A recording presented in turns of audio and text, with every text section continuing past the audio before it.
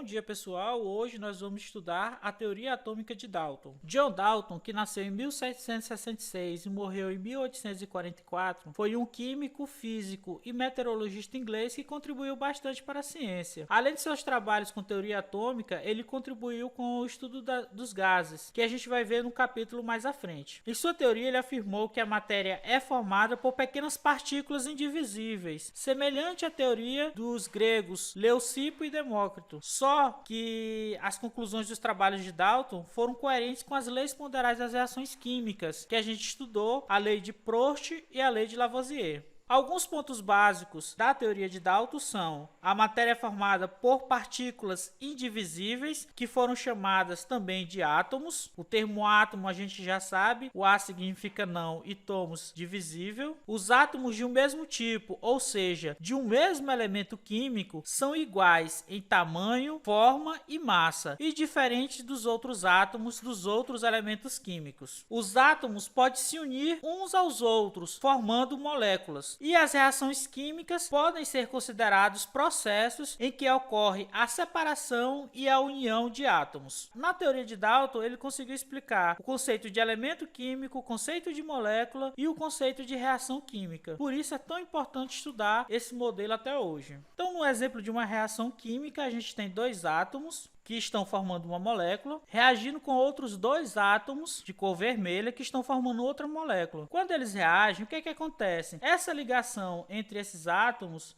é rompida e eles se separam.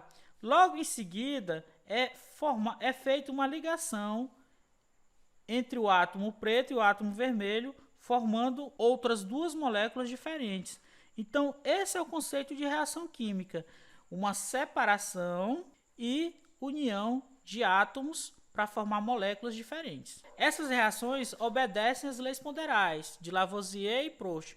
Vamos ver a primeira lei, a lei de Lavoisier, a lei da conservação da massa. Nos reagentes, a gente tem dois átomos pretos, então dois átomos pretos mais dois átomos vermelhos, formando massa igual a 4. Nos produtos, a gente tem também dois átomos pretos e dois átomos vermelhos, formando no final também massa 4. Então, a lei da conservação da massa, ela está sendo obedecida. E na lei de Proust, a gente tem uma molécula com dois átomos, outra molécula com dois átomos, produzindo duas moléculas, não é isso?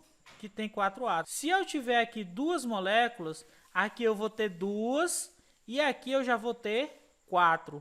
Se eu tiver 3 aqui, aqui eu vou ter 3 e aqui eu já vou ter 6. Então, essa proporção ela vai ser mantida, tá bom? Então, vamos resolver algumas questões do nosso livro didático. Vamos resolver a questão 5 da página 44. Ao se aquecer 1 kg de carbonato de cálcio, obtém-se 560 gramas de óxido de cálcio, a lei de gás carbônico. Então, a reação é essa aqui: carbonato de cálcio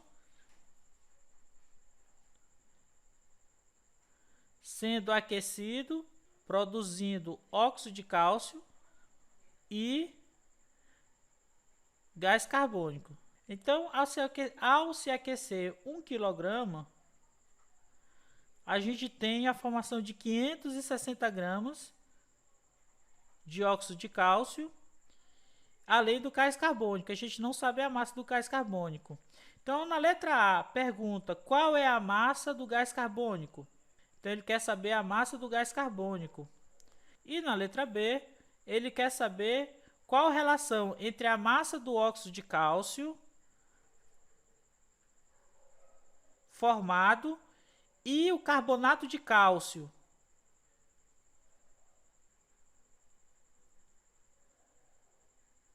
que se decompõe. Então, ele quer saber essa relação aqui na letra B.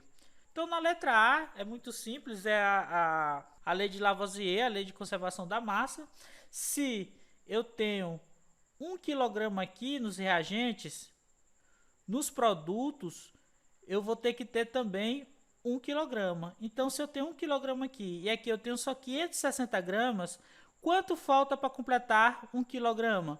Então, a gente vai simplesmente subtrair 560 de 1000. Vai dar quanto? 000. 10 tiro 6 fica 4. de 9,5 fica 440 gramas. Então, a massa do CO2 é 440 gramas, tá bom? É só aplicar a lei da conservação da massa de Lavoisier. Já na letra B, a gente vai aplicar a lei de Proust. Então, qual é a relação? Quando fala relação, toda vez que falar relação, razão, a gente está fazendo uma divisão. Qual é a relação entre a massa do óxido de cálcio e a massa do carbonato de cálcio? Qual é a massa do óxido de cálcio? A massa do óxido de cálcio é 560 gramas. Qual é a massa do carbonato de cálcio? 1 kg. Pessoal, a gente geralmente trabalha com unidades iguais. Então, eu vou precisar transformar esse 1 kg em gramas. Então, 1 kg é 1000 vezes maior do que o grama, não é isso? Então, 1 kg corresponde a 1000 gramas. Então, só cortar aqui. A relação vai ficar igual a 56 dividido por 100, 0,56. A próxima questão é a questão 7 da página 47. O nitrato de amônio, usado como fertilizante, é constituído de nitrogênio, oxigênio e hidrogênio. Sabe-se que 80 gramas desse fertilizante são encontrados 28 gramas de nitrogênio, 48 gramas de oxigênio e 4 gramas de hidrogênio. Letra A. Determine a porcentagem em massa de nitrogênio, oxigênio e hidrogênio do nitrato de amônio. E letra B. Qual é a massa do nitrogênio contida em 4 kg de nitrato de amônio? Ele diz que o nitrato de amônio, NH4NO3, esse aqui é o nitrato de amônio, é formado por nitrogênio, hidrogênio e oxigênio, não é isso? E ele diz que em 80 gramas desse fertilizante, eu tenho 28 gramas de nitrogênio,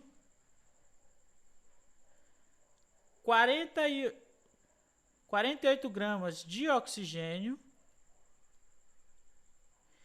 e 4 gramas de hidrogênio. Tá bom? Então, na letra A, ele vai pedir a porcentagem em massa do nitrogênio, oxigênio e hidrogênio em relação ao nitrato de amônio. Toda vez que eu falar em porcentagem, eu vou lembrar da parte sobre o todo multiplicado por 100. Então, porcentagem é a parte sobre o todo multiplicado por 100. Vamos lá. Então, a porcentagem de nitrogênio vai ser quem?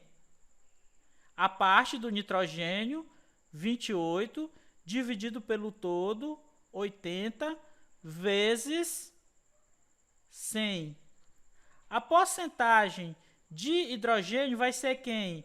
A parte, 4, dividido pelo todo, 80, vezes 100. E a porcentagem de oxigênio vai ser igual a quem? A parte, 48, dividido por 80, não é isso? Todo, vezes 100. Então, resolvendo esses cálculos, eu vou encontrar 28 dividido por 80 dá 0,35, vai dar 35%. 4 dividido por 80 dá 0,05, vezes 100 dá 5, então é 5%. E 48 dividido por 80 é igual a 60%. A soma das porcentagens 35 mais 5 mais 60 tem que dar igual ao todo, ao 100%. Se não der 100%, o seu cálculo está errado. Então, 35 mais 5 forma 40, mais 60 forma 100%. Na letra B, pessoal, ele quer saber a massa do nitrogênio contida em 4 kg de nitrato de amônio. Então, eu posso fazer aqui uma regra de 3. Nitrato de amônio